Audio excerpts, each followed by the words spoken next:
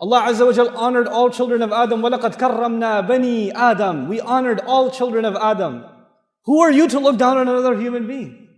Allah says people that are special to Allah, they have humility when they walk. يَمْشُونَ عَلَى الْأَرْضِ هَوْنًا. But then how do you know if you're humble? How can you check? Is there a litmus test? Yes, there is a test. And Allah gives us the test in the ayah. If you're asking yourself and I'm asking myself, am I humble or am I arrogant? How would I know?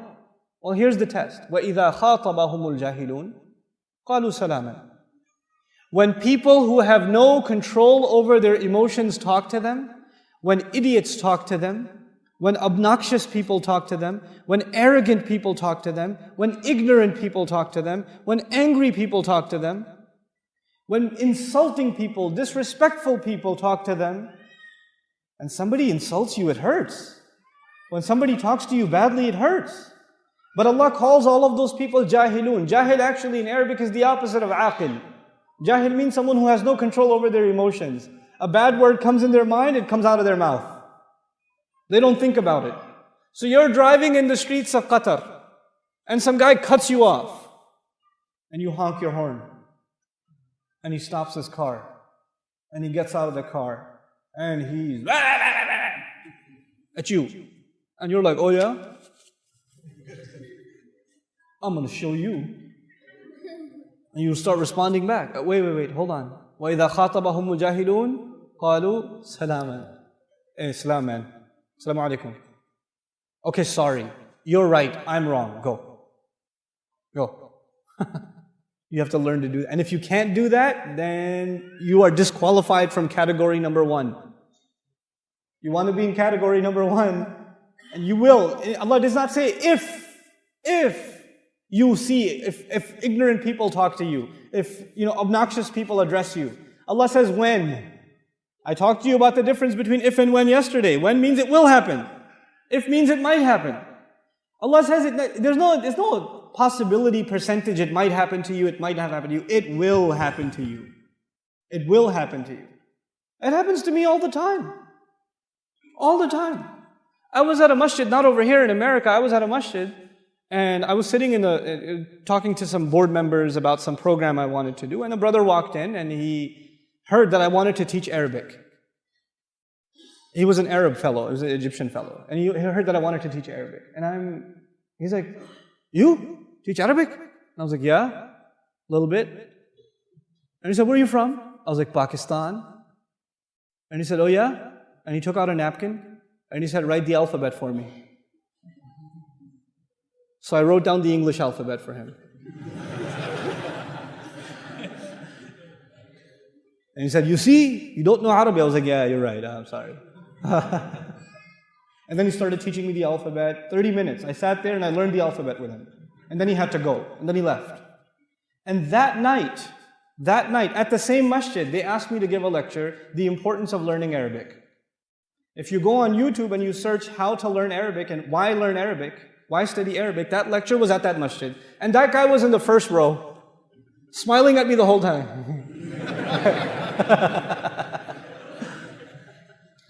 But he comes to me and says, you, Pakistani, you're going to teach Arabic? I'm going to go, oh yeah? No, wait. It's okay. It's all right. You're right, I don't know anything. It's okay. Don't get worked up. Don't get all full of yourself. If people speak to you in that way, it's okay. They have a right. And you don't know why people speak to you in this way. There may be some other things going on in their life. And they come to you and they let their anger out on you. You have to be kind of merciful and courteous to people. They were women, they were men that came to Rasulullah sallallahu alaihi wasallam and started yelling at him. From the Badu, they were Muslims, they started yelling at him. And the Prophet sallallahu alaihi wasallam didn't get upset, he just calmed them down. The Sahaba would have killed them. He said, no, relax, let him, just peace.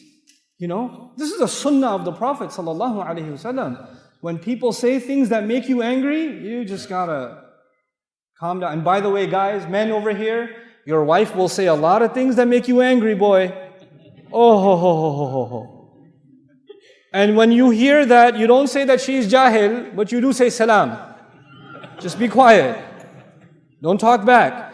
Sisters upstairs, ladies, your husbands will say things that will boil your blood. Oh my God, you will get angry. And Allah has given you a special power. I have 3 sisters, I have a wife, and I have 4 daughters. I know girls have special powers. And their superpower is they can answer you in a way that will like stab you in the heart. Oh my God, they have the most amazing answers. They'll be like, ah! But you, sisters, when your husband is out of control and he's becoming too emotional or too angry, shh, salam. Change the subject. And salaman, qalu salaman does not mean that Allah says you have to say salaman, somebody's fighting, you're like, hey, salaman, salaman, salaman. Not like that. That's not what that means. Let me tell you what salaman. Salaman could be a hal here in grammar. You know what that means? They speak calmly. They don't just say the word salam, they speak calmly. They speak peacefully. They speak in a way that disarms, that doesn't make you angry. You know? And so, for example, one time I was sleeping in the masjid. I was in the i'tikaf and I was sleeping in the masjid. And when you're sleeping, you don't know which way you turn. So I'm sleeping and I woke up because somebody kicked me in the stomach. There was a really old gentleman in our community. He was an Afghani fellow. And he was also making i'tikaf. He didn't speak any English, any Arabic. He just spoke Pashto only. And he kicked me in the stomach. And I wake up like, oh. And I look at him like. And he goes, Quran. My back was towards the bookshelf, where the masahib, where you can't have your back to the Quran, so he kicked me in the stomach. Now I could get up and say, come on, you could have woken me up nicely, or I'm fasting, and then you kicked me on the stomach too. But you know what I did?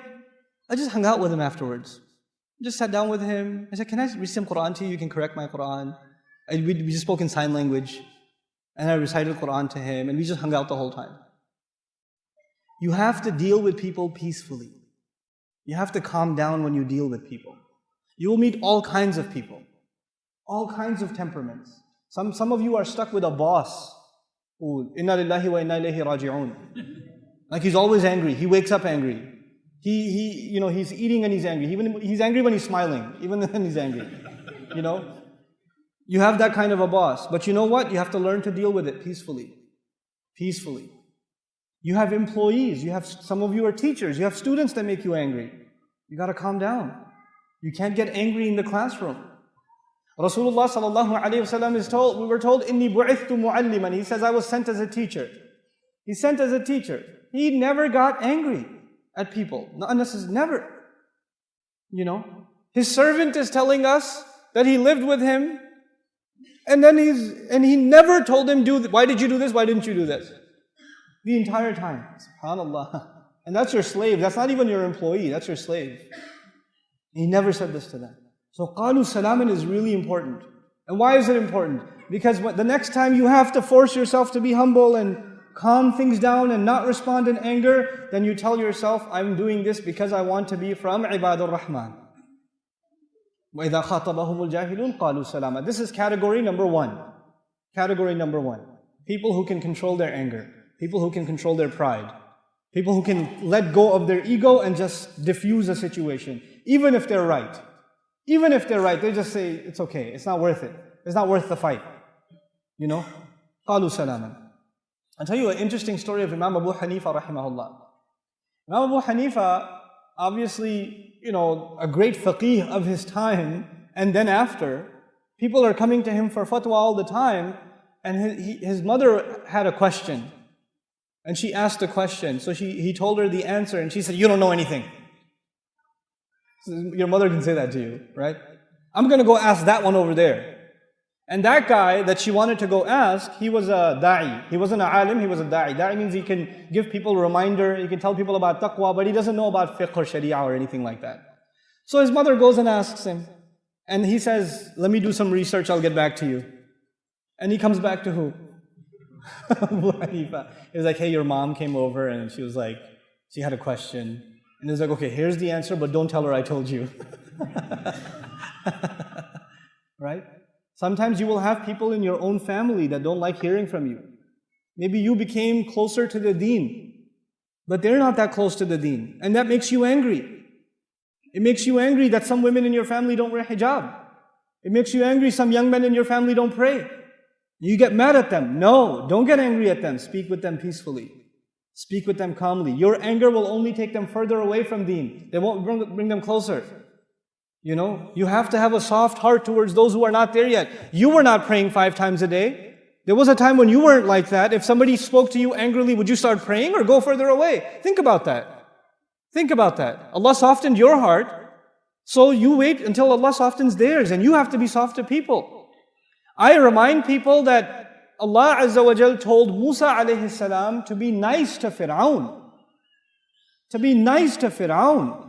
Fir'aun tried to kill Musa alayhi salam when he was just a baby. Fir'aun killed thousands of babies every year. He called himself God.